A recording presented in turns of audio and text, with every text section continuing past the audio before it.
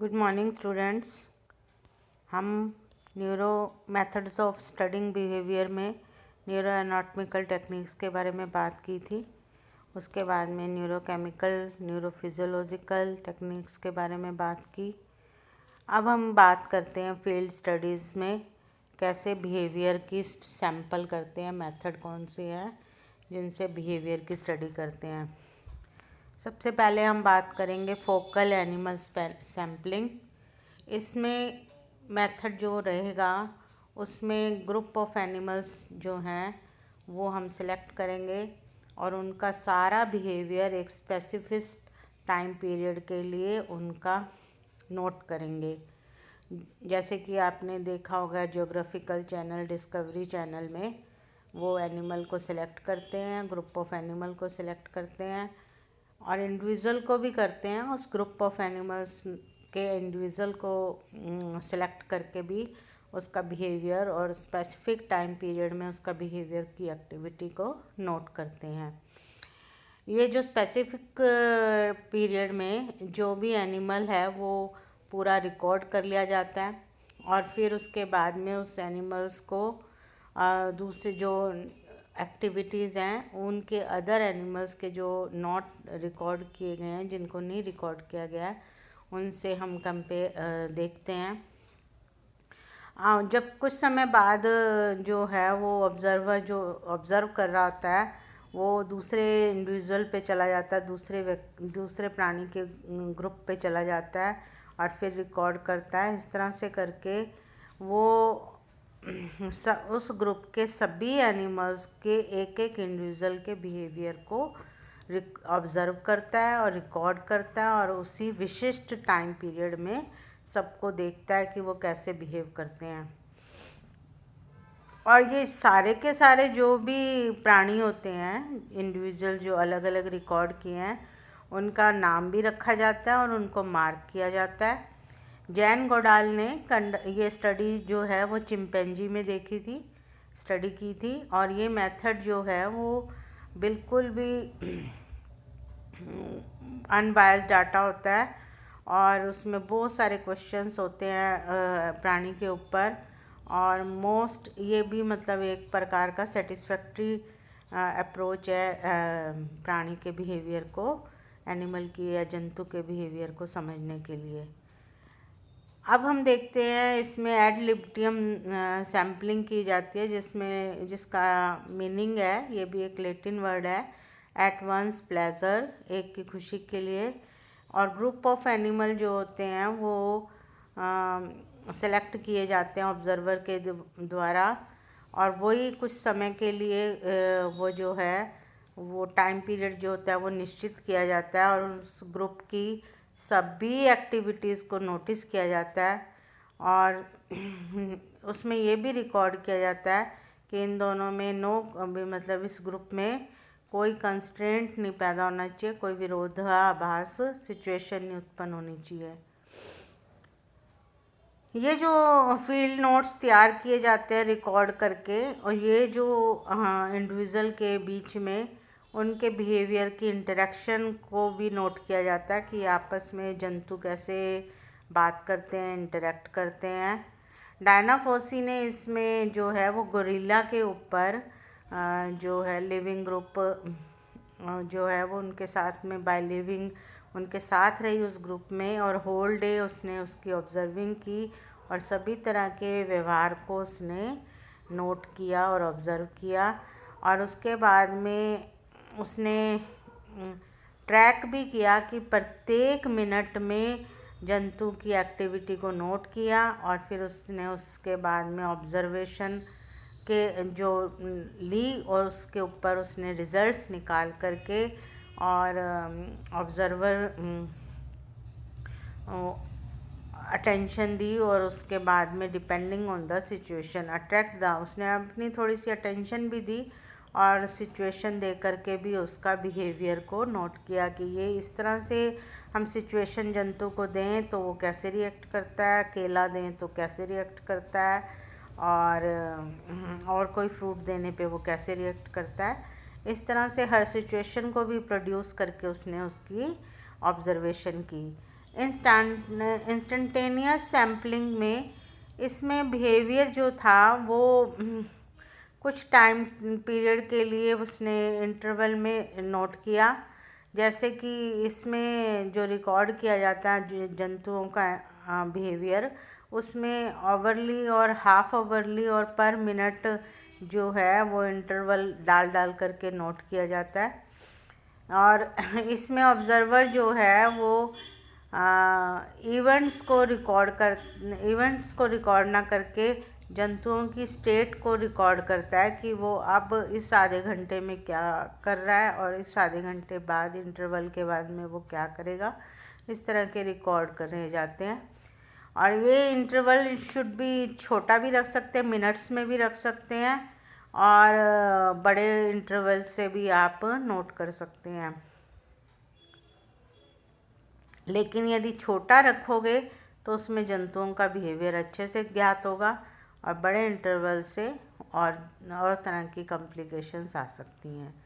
तो ये ज़्यादा जो बिहेवियर का नोट करने का तरीका है वो छोटे इंटरवल्स के द्वारा ही संभव होता है। अब है कंटिन्यूस सैम्पलिंग। इस मेथड में क्या, जो ऑब्ज़र्वर होता है, जो नोट कर रहा होता है, रिकॉर्ड कर रहा होता है साइंटिस्ट, वो सब जंतुओं की सभी तरह की एक्टिविटी को नोट करता है और देखता है, और ये बहुत ही हेल्पफुल है। रिकॉर्डिंग की जाती है और इससे एक्टिविटीज़ की सीक्वेंस को बना ली जाती है, और इससे यहाँ तक कि कोर्टशिप जो है, मैथुन की क्रिया भी बर्ड्स में जो है वो डिस्प्ले कर सकते हैं, रिकॉर्ड कर सकते हैं। और डियर और मूज़ के अंदर आप फाइटिंग सीक्वेंस भी जो है वो ऑब्ज़र्व कर सकते हैं और देख सकते हैं।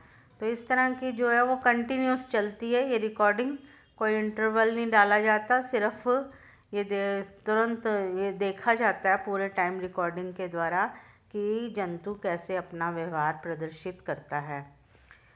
स्कैन सैम्पलिंग के अंदर में जो है वो ग्रुप ऑफ जंतु जो होते हैं या एनिमल्स जो हैं, फिक्स टाइम इंटरवल में जो है उनका सभी इंडिविजुअल्स का जो है वो स्कैन किया जाता है या रिकॉर्ड किया जाता है, सैंपल किया जाता है। और ये रैपिड स्कैनिंग होती है और रेगुलर इंटरवल में करी जाती है, और प्रत्येक प्राणी की रिकॉर्ड की जाती है। और ऑब्ज़र्वर जो होता है वो बिहेवियर की कुछ कैटेगरी को सेलेक्ट कर लेता है, जैसे कि स्कैन्स में observe the group, record the behaviour of each animal per unit of time. एक टाइम डाल लिया, इस यूनिट टाइम में सभी इंडिविजुअल्स कैसे कैसे बिहेव करते हैं, प्रत्येक प्राणी पूरे ग्रुप में कैसे इस टाइम में ऐसा कैसे बिहेव करते हैं, एक टाइम फिक्स करके, और फिर सारे उस ग्रुप के एनिमल्स को का बिहेवियर नोट किया जाता है। ये जो है डाटा जो मिलता है हमें प्रोवाइड होता है, इसमें जो है उस ग्रुप के जो बिहेवियर की स्टेट होती है वो देखी जाती है कि लॉन्ग टाइम पीरियड में ये कैसे बिहेवियर को शो करते हैं। ऑल अक्रंस सैम्पलिंग में sometimes certain behaviour are performed by several animals at the same time. इसमें कुछ जो एनिमल्स होते हैं वो परफॉर्म करते हैं एक जैसे टाइम में, एक जैसे जंतु एक जैसा बिहेवियर करते हैं। जैसे एग्जांपल, एक एनिमल जो स्टार्ट करता है अलार्म कॉल, तो फिर दूसरा भी एनिमल उसको फॉलो करता है, कोई भी अलार्म देता है या कॉल करता है तो दूसरा भी सेम ऐसी कॉल करता है। इन सच केसेस द एक इवेंट पर आप रिकॉर्ड कर सकते हो इस तरह के। One can record the number of alarm calls per unit of time. अब एक टाइम, एक समय में कितनों ने कॉल दी ये आप नोट कर सकते हो, कितने प्राणी उसके ग्रुप के कॉल करते हैं। Which will provide the rate of अक्रंस of the behaviour in a fixed period of time. इसमें ये देखा जाता है कि कितने जो है वो पीरियड के लिए ये फिक्स हो जाता है अक्रंस ऑफ टाइम। सीक्वेंस सैम्पलिंग में इसमें क्या होता है कि इंडिविजुअल जो होते हैं वो फोकस करते हैं इंटरेक्शन पे, उनके कैसे वो इंटरेक्शन करते हैं, और होल सीक्वेंस जो होता है वो रिकॉर्ड किया जाता है, कैसे इंटरेक्शन आपस में कैसे मैसेज को बिहेव करते हैं, इंटरेक्ट करते हैं। और होल सीक्वेंस जो है वो रिकॉर्ड करा जाता है शुरू से लेके आखिर तक।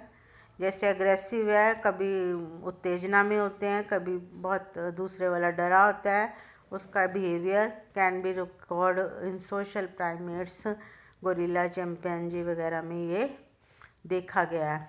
और सोशल इंसेक्ट में भी जैसे एंड्स, टर्माइट, हनी बी है, ये भी कैसे सीक्वेंस सैम्पलिंग करते हैं, भी कैसे लाइन से चलती हैं, लाइन से ये अपना भोजन लेके जाती है, इनका सीक्वेंस कैसे चलता है ये भी रिकॉर्ड किया जा सकता है। 1-0 सैम्पलिंग में इसमें क्या होता है कि यस और नो में जो है वो रिज़ल्ट लिए जाते हैं ऑन द एक्टिविटी परफॉर्म्ड और नॉट।